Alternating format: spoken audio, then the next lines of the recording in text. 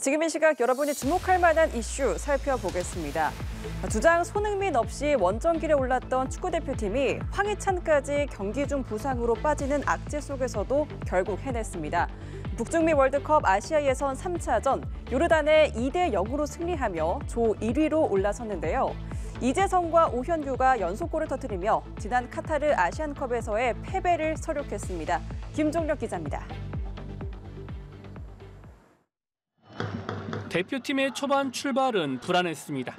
손흥민이 비운 왼쪽 측면에 선발로 나선 황희찬이 발목을 다쳐 전반 21분 만에 교체됐기 때문입니다. 하지만 태극전사들은 집중력을 잃지 않았고 전반 38분 선제골을 가져왔습니다. 서령우가 오른쪽 측면에서 수비수 한 명을 따돌린 뒤 크로스를 올렸고 요르단 수비수 사이를 파고든 이재성이 혼자 뛰어올라 헤딩슛으로 골망을 흔들었습니다. 요르단은 후반 간판 공격수 알 나이마트를 투입하며 수비 라인을 끌어올렸습니다. 그러자 홍명보 감독은 스피드와 돌파력이 좋은 오현규를 교체 투입했고 이 카드는 적중했습니다.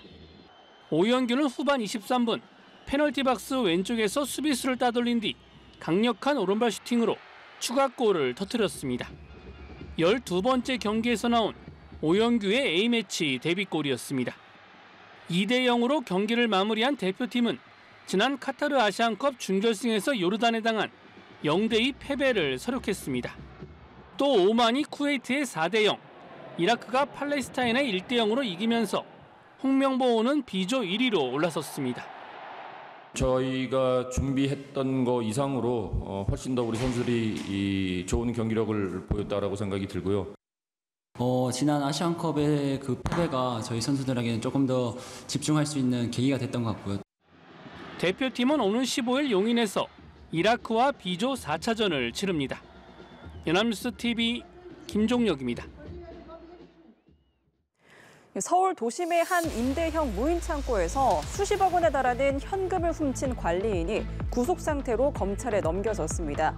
범인은 잡혔지만 그 많은 현금의 출처나 공범 여부 등 아직까지 풀리지 않은 의문점이 한두 가지가 아닌데요. 특히 범인이 나를 모른 척하면 아무 말 않겠다는 메모를 남긴 점도 미심쩍은 대목입니다. 방준혁 기자입니다. 마스크와 모자로 얼굴을 가린 남성이 경찰서에서 나옵니다. 서울 송파구의 한 임대형 무인 창고에서 고객 돈 수십억 원을 훔쳐 달아난 40대 관리인입니다.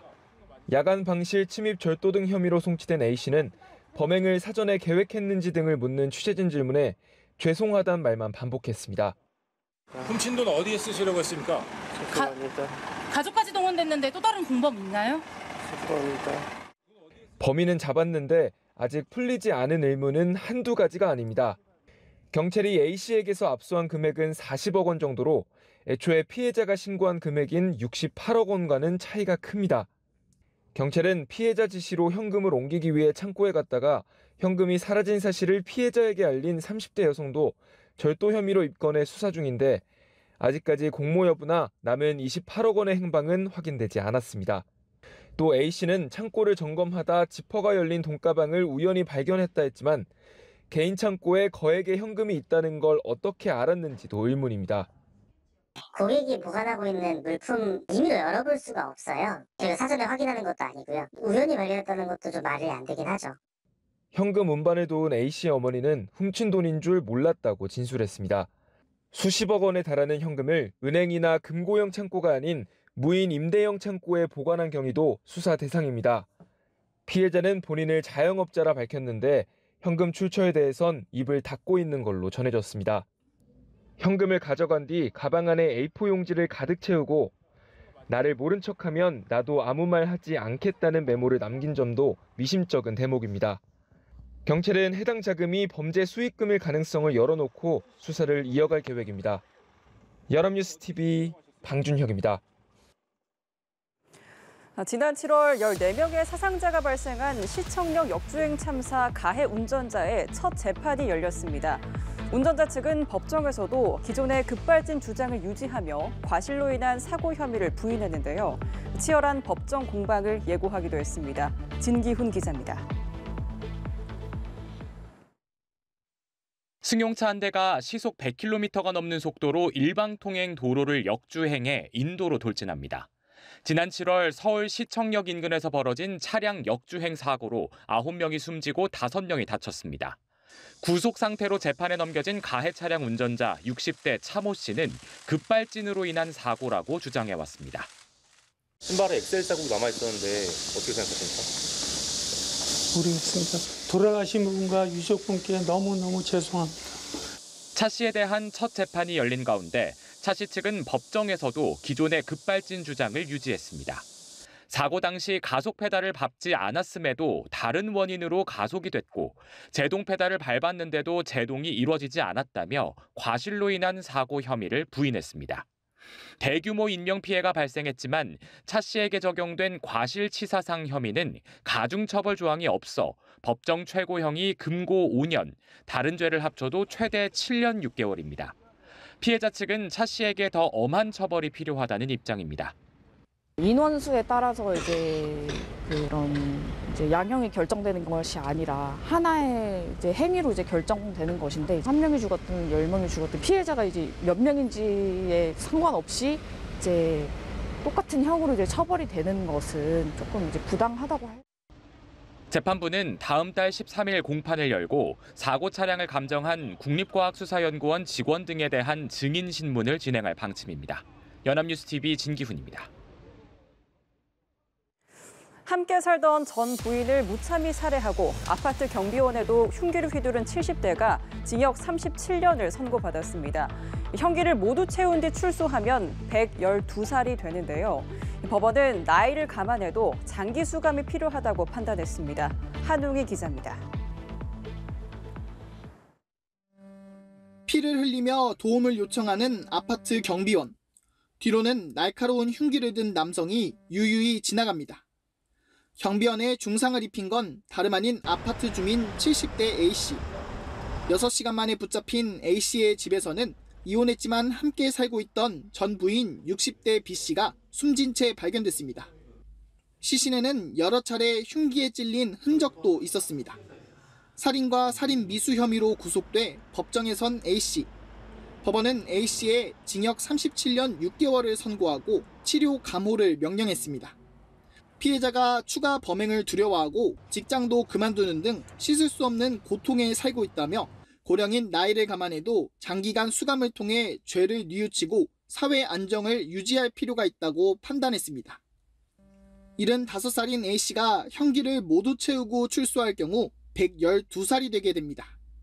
앞서 검찰은 A씨가 전 부인과 경비원이 대화하는 모습을 보고 외도를 한다고 망상해 범죄를 저질렀고 반성도 하지 않는 등 죄질이 무겁다며 무기징역을 구형했습니다. A씨는 과거 형사처벌로 수감된 뒤 출소한 지 1년도 안 돼 범행을 저질렀으며 가정폭력 등으로 수사기관에 조사를 받기도 했습니다. 한편 대구에서도 아침밥을 차려주지 않고 무시했다는 이유로 아내를 살해한 80대 남성이 징역 20년형을 선고받았습니다. 연합뉴스TV 한웅입니다. 초대형 허리케인 밀턴이 미국 플로리다를 강타했습니다. 육지에 상륙한 뒤 세력은 약화됐지만 함께 몰고 온 폭우와 강풍으로 최소 10명이 사망한 것으로 전해졌는데요. 미국 메이저리그 경기장 지붕이 뜯겨 나갔고 주택들이 쓰러지는 등 재산 피해도 속출했습니다. 최덕재 기자입니다. 미국 동부 시간으로 9일 오후 8시 30분 플로리다 서부 세로소타 카운티의 시에스타 키 해안에 허리케인 밀턴이 상륙했습니다. 상륙 당시 총 5개 등급 중 중간쯤인 3등급이었던 밀턴은 90여 분 만에 2등급으로 10일 새벽에는 1등급으로 약해졌지만 함께 몰고 온 폭우와 강풍으로 인명피해를 낳았습니다. 알레한드로 마요르카스 국토안보부 장관은 최소 10명이 숨진 것으로 보고받았다고 설명했습니다. 플로리다 동부 해안의 세인트루시 카운티에서만 최소 5명이 사망한 것으로 파악되고 있는데 추가 사망자가 나올 가능성도 배제할 수 없습니다. MLB 템파베이 레이스의 홈구장인 트로피카나 필드는 지붕이 뜯겨 나갔고 크레인과 주택들이 쓰러지는 등 피해가 속출했습니다. 앞서 미 동남부를 휩쓸며 역대급 피해를 낸 허리케인 헐린의 상처가 채 아물기도 전에 또다시 수말을 당한 겁니다. 미 정부는 복구 작업에 만전을 기하겠다는 입장입니다. 특히 생필품 사재기와 높은 가격의 되팔기 등 이상 현상을 집중 점검한다는 방침입니다. Anyone who seeks to take advantage of our fellow Americans' desperation, whether you're a company engaging in price gouging or a citizen trying to scam your neighbors, we will go after you and we will hold you accountable.